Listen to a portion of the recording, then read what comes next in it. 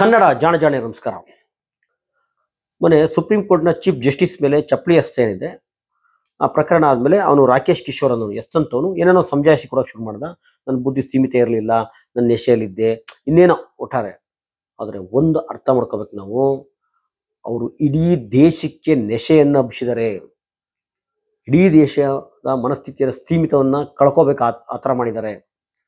ಧರ್ಮದ ಅಪೀಮನ್ನು ತುಂಬಿ ಇದು ಈ ಕಾಂತಾರ ಸಿನಿಮಾ ನೋಡಿದ ಮೇಲೆ ಕೆಲವರು ಆಡ್ತಾವಲ್ಲ ಹುಚ್ಚುತ್ತರ, ಹುಚ್ಚು ಬಂದಂಗೆ ಆಡ್ತಾ ಇದಾವಲ್ಲ, ಆ ಥರ ಆ ಹುಚ್ಚಾಟವನ್ನು ದೇಶದ ಮೂಲೆ ಮೂಲೆಗೆ ಅವರು ಪಸರಿಸಿದ್ದಾರೆ, ತುಂಬಿದ್ದಾರೆ, ತಲುಪಿದ್ದಾರೆ ಅಲ್ಲ. ಅಂದರೆ ಇದು 2014ರಿಂದ ವೇಗ ಪಡೆಯಿತು. ಅದಕ್ಕಿಂತ ಮುಂಚೆ ಇರಲಿಲ್ಲ ಅಂತ ಅಲ್ಲ, ಖಂಡಿತ ಇತ್ತು, ಅದಕ್ಕಿಂತ ಮುಂಚೆನೂ ಇತ್ತು, ಸಣ್ಣ ಮಟ್ಟದಲ್ಲಿತ್ತು. ಅದು 2014ರಿಂದ ರಾಜಕೀಯ ಅಧಿಕಾರ ಮತ್ತು ದುಡ್ಡು ಎರಡೂ ಸಿಕ್ತವ್ರು. ಎರಡೂ ಸಿಕ್ಕಿದ ಮೇಲೆ ಏನು ಮಾಡಿದ್ರು, ಅದು ತುಂಬ ವೇಗ ಪಡೀತು. ಎಷ್ಟು ಮಟ್ಟ ವೇಗ ಪಡೀತು ಅಂದರೆ ನೀವು ಊಹಾತೀತ. ಅಲ್ಲಿವರೆಗೂ ಅದುಮಿಟ್ಕೊಂಡಿದ್ದಾರೆಲ್ಲ ಹೊರಗಡೆ ಬರಕ್ಕೆ ಒಬ್ಬೊಬ್ಬರೇ ಮುಖವಾಡಗಳು ಕಳ್ಸ್ಕೊಳಕ್ಕೆ ಶುರುವಾಯಿತು. ಅದು ಅಧಿಕಾರಿಶಾಹಿ ಇರ್ಬೋದು, ಸಾಂಸ್ಕೃತಿಕ ಲೋಕ ಇರ್ಬೋದು, ರಾಜಕಾರಣದಲ್ಲಿರ್ಬೋದು, ಎಲ್ಲ ಕಡೆ ಇವತ್ತು ಓಪನ್ ಆಯಿತು. 20 ವರ್ಷದಿಂದ ನಾನೊಬ್ಬ RSS ಅಂತ ಹೇಳ್ಕೊಳಕ್ಕೆ ಹೆದರ್ತಾ ಇದ್ದ, ನಾಚಿಕೆ ಪಡ್ತಾ ಇದ್ರು, ಕಳ್ಳರ ಹತ್ರ ಓಡಾಡ್ತಿರಲ್ಲೇ. ಇವತ್ತು ನಿಮ್ಗೊಂದು 2 ಉದಾಹರಣೆ ಕೊಟ್ಬೇಕಾದ್ರೆ ಹೇಳ್ತೀನಿ. ನಾನು ಟೈಟ್ಲ್ ಹಾಕಿದ್ದು ನೋಡಿ, ಮನಸ್ಸಿನ ಜನವಾರ ಮತ್ತು ಮೈಮೇಲೆ ಜನವಾರ ಅಂತ. ನಾನು ತುಂಬ ಸಲ ಹೇಳಿದ್ದೀನಿ, ನೀವು ಮೈಮೇಲೆ ಜನವಾರ ಹಾಕೊಂಡ್ರೆ ನಂಬೋದು, ಅವ್ರು ಸ್ಪಷ್ಟವಾಗಿದ್ದಾರೆ. ಮನಸ್ಸಿಗೆ ಜನವಾರ ಹಾಕೊಂಡಿರ್ತಾರಲ್ಲ, ನಾನು ಹಂಗಲ್ಲೋ, ನಾನು ಹಿಂಗೆ ಅಂತ ಹೇಳ್ಬಿಟ್ಟು, ಇವರು ಡೇಂಜರ್. ಅಂದರೆ ಬುದ್ಧಿವಂತ ಕೆಟ್ಟವನಾಗೋದು ಬಹಳ ಡೇಂಜರ್. ಒಂದು ಕಾಲದಲ್ಲಿ ಅನಂತ್ನಾಗ್ ಅನ್ನೋ ನಟ ಏನಂತ ಕರಿತಾ ಇದ್ರು, ಬುದ್ಧಿಜೀವಿ ನಟ ಅಂತ ಕರಿತಾ ಇದ್ರು. ನಾನು ನಾಗರಕಟ್ಟೆ ಅನಂತ್ನಾಗ್ ಅಂತ ಹೇಳ್ತಾ ಇದ್ದ ಮನುಷ್ಯ. ಇವತ್ತು ಬಣ್ಣ ಕಳಿತಾ ಇದ್ದ. ಅದೆಲ್ಲ ಅವ್ರನ್ನ ಲಂಕೇಶ್ವರ ಆತನ ಹಾಕೊಂಡು ಸಿನಿಮಾ ಮಾಡಿದ್ರು. ಆಮೇಲೆ ನಮ್ಮ ಶಾಂತವೇರಿ ಗೋಪಾಲ್ ಗೌಡರ ಸ್ಟೋರಿನ ಈ ಅನಂತ್ನಾಗ್ ಕೈಲಿ ಮಾಡಿಸಿದ್ರು. ಈ ಪ್ರಗತಿಪರ ಅದು ಹೊಸ ಹಳೆಯ ಸಿನಿಮಾಗಳೇನು ಮಾಡೋಕ್ಕೆ ಶುರು ಮಾಡಿದ್ರು, ಆ ಸಾಹಿತ್ಯ ವರ್ಗ ಏನು ಸಿನಿಮಾ ಮಾಡೋಕ್ಕೆ ದುಬುಕ್ತಲ್ಲ, ಅವ್ರು ಅನಂತ್ನಾಗನ್ನ ಜಾಸ್ತಿ ತಮ್ಮ ಸಿನಿಮಾದಲ್ಲಿ ಅವಕಾಶ ಕೊಡ್ತಾ ಹೋದ್ರು. ಯಾಕಂದ್ರೆ ಬುದ್ಧಿಜೀವಿ ನಟ, ತುಂಬ ಪ್ರಗತಿಪರವಾಗಿದ್ದಾನೆ, ಹಾಗೆ ಹೀಗೆ ಅಂತ. ಆದರೆ ಆತ ಇಷ್ಟು ದಿವಸ ಆಡಿದ್ದು ನಾಟಕ. ಆತ ಮನಸ್ಸಿಗೆ ಜನವಾರ ಹಾಕೊಂಡಿದ್ದ, ಈಗ ಓಪನ್ ಅಪ್ಪಟ ಮೈ ಮೇಲೆ ಹಾಕೋಣಕ್ಕೆ ಶುರು ಮಾಡ್ಬಿಟ್ಟ. ನೋಡಿ ಇವತ್ತಿನ ಮಾತು ಕತೆಗಳು ನೋಡಿ, ಯಾರನ್ನು ಸಮರ್ಥನೆ ಮಾಡ್ತಾ ಇದ್ದಾರೆ ಮನುಷ್ಯ. ಈಗ ನಾಗರಕಟ್ಟೆ ಅನಂತ್ನಾಗ್ ಹೋಗಿ ನಾನು ಜಮ್ಮು ಕಾಶ್ಮೀರದ ಅನಂತ್ನಾಗ್ ಜಿಲ್ಲೆ ಅಂತಿದೆ, ಅಲ್ಲಿ ಅವನು ಅಂತ ಹೇಳಕ್ಕೆ ಶುರು ಮಾಡಿದ. ಮತ್ತೆ ಇನ್ನೊಂದು ರಂಗಭೂಮಿಯಲ್ಲಿ ಪ್ರಕಾಶ್ ಬೆಳವಾಡಿ ಅನ್ನೋ ಮನುಷ್ಯ ಎಲ್ಲಿದ್ದಾತ, ಯಾರು ನಾಟಕಗಳು ಮಾಡ್ತಾ ಇದ್ದ, ಯಾರ ಜೊತೆ ಇದ್ದ, ಇವತ್ತು ಯಾವ ರೀತಿ ಒಪ್ಪನಪ್ಪ ಮಾತಾಡ್ತಾ ಇದ್ದಾನೆ. ಆತನು ಅಷ್ಟೇ ಮನಸ್ಸಿಗೆ ಜನವಾರ ಹಾಕೊಂಡಿದ್ದ, ಇವತ್ತು ಒಪ್ಪನೆ ಮೈಮೇಲೆ ಜನವಾರ ಹಾಕಕ್ಕೆ ಶುರು ಮಾಡ್ಬಿಟ್ಟ. ತುಂಬ ಕೊಡ್ಬೋದು. ಮತ್ತು ಅಧಿಕಾರಿಗಳು ತುಂಬ ಜನ ಈ ಸಂಘ ಪರಿವಾರ RSS ಸಪೋರ್ಟರ್ ಆಗಿದ್ರು ಸಹ ಹೊರಗಡೆ ಮಾತಾಡ್ತಿರಲಿಲ್ಲ. ಇವತ್ತು ಒಪ್ಪನೆ ಮಾತಾಡೋಕ್ಕೆ ಶುರು ಮಾಡಿದ್ರು. ಭಾಸ್ಕರ್ ರಾವ್ ತಗೊಳ್ಳಿ, ಆತ ಏನಾಗಿದ್ದ, ಬೆಂಗಳೂರು ನಗರದ ಪೊಲೀಸ್ ಕಮಿಷನರ್ ಆಗಿದ್ದಂಥ ಮನುಷ್ಯ. ಅಂದರೆ ಇಲ್ಲಿ ಕಾನೂನನ್ನು ಕಾಪಾಡುವ ಉನ್ನತ ಹುದ್ದೆಲಿದ್ದ, ಕಾನೂನು ಕಾಪಾಡಬೇಕಂತ ಹುದ್ದೆಲಿದ್ದಂಥ ಮನುಷ್ಯ. ಆತನ ಯಾರೋ ಎಡಬಿಡಂಗಿ ಅಲ್ಲ, ಚಿಕ್ಕ ಹುಡುಗ ಅಲ್ಲ, ಅವಿದ್ಯಾವಂತ ಅಲ್ಲ,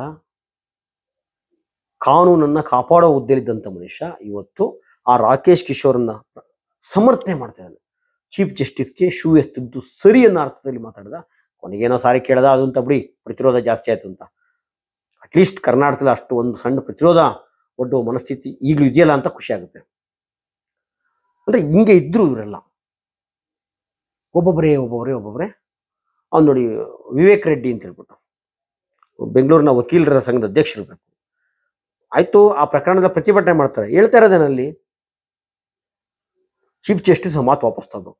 ಏನು ಮಾತು ವಾಪಸ್ ತಗೋಬೇಕಪ್ಪ, ಯಾವ ಮಾತು ವಾಪಸ್ ತಗೋಬೇಕು, ಏನು ಹೇಳಿದ್ದಾರೆ ಅವರು ಅಂದರೆ ಅಲ್ಲಿ ಒಂದು ಕೊಕ್ಕೆ. ಇಷ್ಟು ಓಪನ್ ಅಪ್ ಆಗಿ ಮಾತಾಡ್ತಾವ್ರೆ ಅಂದರೆ ಇದು ಒಂದು ದಿವಸ ಆಗಿದ್ದ. ನಾನು ಅದಕ್ಕೆ ಹೇಳಿದ್ದು, ಇದು ಒಂದು ದಿವಸ ಆಗಿದ್ದಲ್ಲ, ಅದು ನಿಧಾನಕ್ಕೆ ಒಂದೊಂದೇ ಡೋಸ್ ಕೊಡ್ತಾ ಒಟ್ಟಾರೆ ಇಡೀ ಸಮಾಜವನ್ನು ನೆಶೆಯಲ್ಲಿ ಇಟ್ಟಿದ್ದಾರೆ ಅವರು. ಈ ವಿಷಕನ್ನೇ ಮಾಡ್ತಾರಂತಲ್ಲ, ಫಸ್ಟ್ ದಿವಸ ವಿಷದ ಬಾಟ್ಲ್ ಮುಟ್ಟಿಸ್ತಾರಂತೆ, 2ನೇ ದಿವಸ ಮೂಸಿಸ್ತಾರಂತೆ, ಇನ್ನೊಂದು ದಿವಸ ಒಂದು ಚುಚ್ಚಿ ನೆಕ್ಕಿಸ್ತಾರೆ, ಇನ್ನೊಂದು 2ನೇ ಚೂಜಿ, ಹಂಗೆ ಮಾಡಿ ಇಡೀ ದೇಹವನ್ನು ವಿಷಮಯ ಮಾಡ್ತಾರಲ್ಲ, ಹಂಗೆ ಈ ದೇಶವನ್ನು ಇವತ್ತು ವಿಷಮಯ ಮಾಡಿದ್ದಾರೆ RSS ಅವರ 100 ವರ್ಷದ ಕೊಡುಗೆ.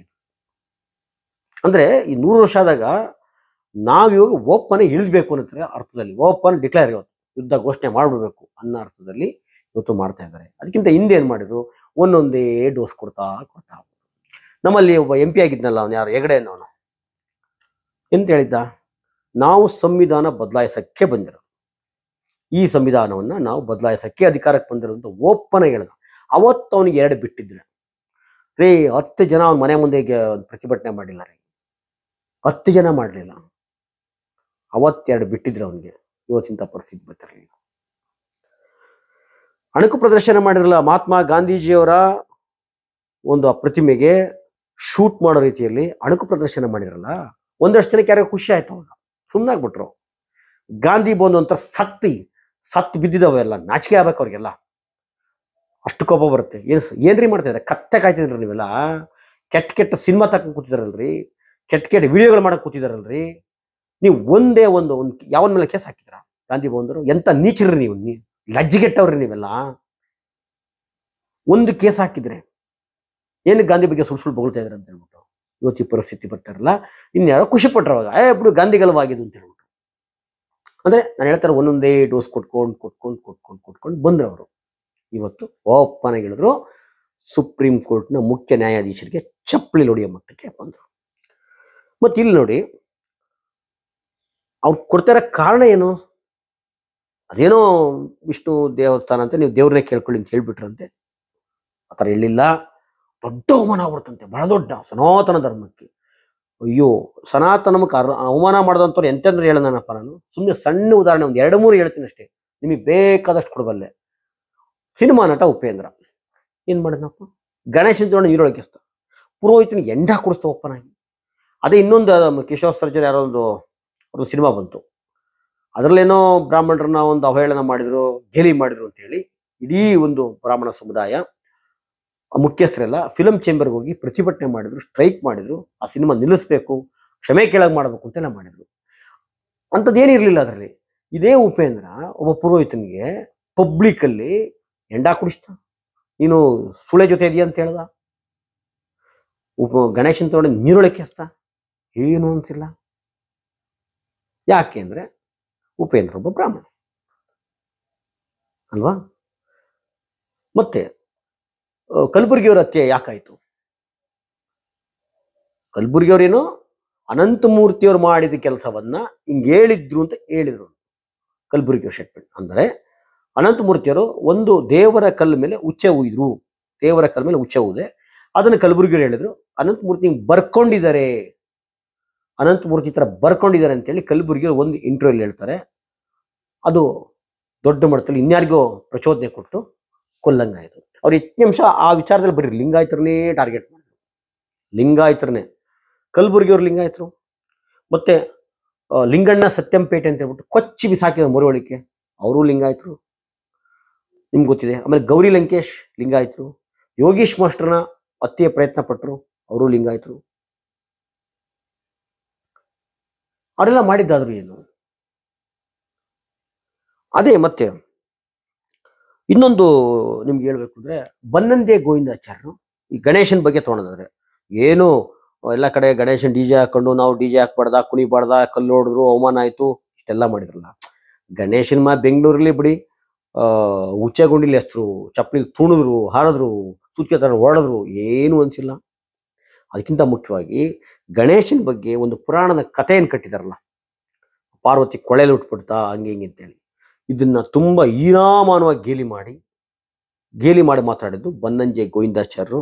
ಯಾರವರು? ಬೇಕಾದ್ರೆ ಒಂದು ವಿಡಿಯೋ ಇದೆ ನೋಡಿ, ನಗಾಡ್ತಾರೆ. ಏನ್ ಸುಳ್ಳು ಕಥೆ ಹಬ್ಸಿದ್ರಿ, ಅಷ್ಟೊಂದು ಕೊಳೆ ಇತ್ತೇನ್ರಿ, ಆ ಕೊಳೆ ಉಡ್ತೇನ್ರಿ ಗಣೇಶ, ಕತೆ ಕಟ್ಟಿದ್ರಲ್ಲ. ಅವ್ರು ಹೇಳ್ತಾರೆ ಇದು ಅಸಹ್ಯ, ಇದನ್ನ ಹಾಡು ಹಾಕೊಂಡು ಎಲ್ಲ ಕಡೆ ಸುಳ್ಳು ಹೇಳ್ತಾ ಇದ್ರ, ಕೆಟ್ಟ ಹಾಡು, ಕೆಟ್ಟ DJ ಮ್ಯೂಸಿಕ್ ಹಾಕೊಂಡು ಕುಣಿತಿರಲ್ಲ, ಎಷ್ಟು ಅಸಹ್ಯ ಅಂತ ಹೇಳ್ಬಿಟ್ಟು ಮೂತಿ ನೋಡ್ದಂಗೆ ಇದೇ ಬನ್ನಂಜೆ ಗೋವಿಂದಾಚಾರ್ಯರು ಮಾತಾಡ್ತಾರೆ. ಯಾರಿಗೂ ಏನು ಅಂತಲ್ಲ ಅವಾಗ, ಯಾಕೆಂದ್ರೆ ಬ್ರಾಹ್ಮಣರು ಅಲ್ವಾ. ಇವತ್ತು ಅವ್ನು ಕೊಡ್ತಾ ಇರೋ ಕಾರಣ ವಿಷ್ಣು ದೇವ್ರನ್ನ ಕೇಳ್ಕೊಳ್ಳಿ ಅಂತ ಹೇಳ್ಬಿಟ್ಟು ಅದವಮಾನ ಆಗೋರ್ತು ಅಂತ. ಈ ಗಣೇಶನ ಹುಟ್ಟನ್ನೇ ಶಂಕಿಸ್ತಾ ಇದ್ದಾರೆ. ಅದ್ರ ಮುಲಾಜಿಲ್ಲೇ ಮಾತಾಡ್ತಾವ್ರೆ ಬನ್ನಂಜೆ ಗೋವಿಂದಾಚಾರ್ಯರು. ನಿಮ್ಗೇನು ಅಂತಲ್ವಲ್ಲ. ಒಬ್ಬನಿಗೊಬ್ಬ ಪುರೋಹಿತನಿಗೆ ಹೆಂಡ ಕೊಡಿಸಿ ನೀವು ಇಂಥ ಸುಳ್ಳ ಜೊತೆ ಇದೆಯಾ ಅಂತ ಹೇಳ್ಬಿಟ್ಟು ಹೀನಾಮಾನವಾಗಿ ಒಂದು ಸಿನಿಮಾದಲ್ಲಿ ತೋರಿಸುವಾಗ ಬ್ರಾಹ್ಮಣನಿಗೆ ನಿಮ್ಗೇನು ಅಂತಾರಲ್ವ. ಅದಕ್ಕೆ ಹೇಳಿದ್ದು ಇದು ಒಂದು ದಿವಸದಲ್ಲ, ಒಂದೊಂದೇ ಕೊಡ್ತಾ ಬಂದರು. ಈಗ RSS 100 ವರ್ಷ ಆಯ್ತಲ್ಲ, 100 ವರ್ಷಕ್ಕೆ ದೊಡ್ಡ ಮಟ್ಟದಲ್ಲಿ ಅವರು ಶುರು ಮಾಡಿದ್ದಾರೆ. ನಂಗೆ ಗೊತ್ತಿಲ್ಲ ನಮ್ಮ ಕುಮಾರಿ ಮಾಯಾವತಿ ಅವರು ಏನು ಹೇಳಿಕೆ ಕೊಟ್ಟಿದ್ದಾರೆ ಈ ವಿಚಾರದಲ್ಲಿ, ಗೊತ್ತಿದ್ದಾರೆ ದಯವಿಟ್ಟು ಕಾಮೆಂಟ್ ಹಾಕಿ. ನಾನು ನೋಡಿಲ್ಲ ಅವ್ರು ಏನು ಹೇಳಿಕೆ ಕೊಟ್ಟಿದ್ದಾರೆ ಏನು ಕತೆ ಅಂತ ನನಗೆ ಗೊತ್ತಿಲ್ಲ. ನನಗೆ ತುಂಬ ಕುತೂಹಲ ಇದೆ.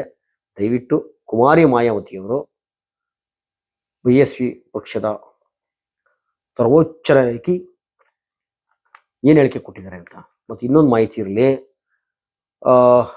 ಅಂಬೇಡ್ಕರ್ ಫೋಟೋವನ್ನು ಪೂಜೆ ಮಾಡೋದಂತ ಒಬ್ಬ ನ್ಯಾಯಾಧೀಶ, ಜಿಲ್ಲಾ ನ್ಯಾಯಾಧೀಶನ ಕರ್ನಾಟಕದಲ್ಲಿ ಯಾರು ಹೇಳಿದ್ರು ಅಂತ ಹೇಳ್ಬಿಟ್ಟು ದೊಡ್ಡ ಪ್ರತಿಭಟನೆ ಎಲ್ಲ ಆಯಿತು, ಎಲ್ಲ ಆಶ್ಚರ್ಯದ್ವಲ್ಲ. ಆ ನ್ಯಾಯಾಧೀಶರು ಎಲ್ಲಿದ್ದಾರೆ ಇವತ್ತು? ಏನು ಪ್ರಮೋಷನ್ ಆಗಿದೆ ಗೊತ್ತಾ ನಿಮಗೆ? ದಯವಿಟ್ಟು ಈ ಮಾಯಾವತಿ ಅವ್ರ ಹೇಳಿಕೆಯನ್ನ ಏನು ಕೊಟ್ಟಿದ್ದಾರೆ ಅಂತ ನನಗೆ ಗೊತ್ತಿಲ್ಲ. ದಯವಿಟ್ಟು ಕಾಮೆಂಟ್ ಬಾಕ್ಸ್ ಅಲ್ಲಿ ಹಾಕಿ ಅಂತ ನನ್ನ ಮಾತು ಮುಗಿಸ್ತೀನಿ. ಎಲ್ರಿಗೂ ಸಹ ನಮಸ್ಕಾರ.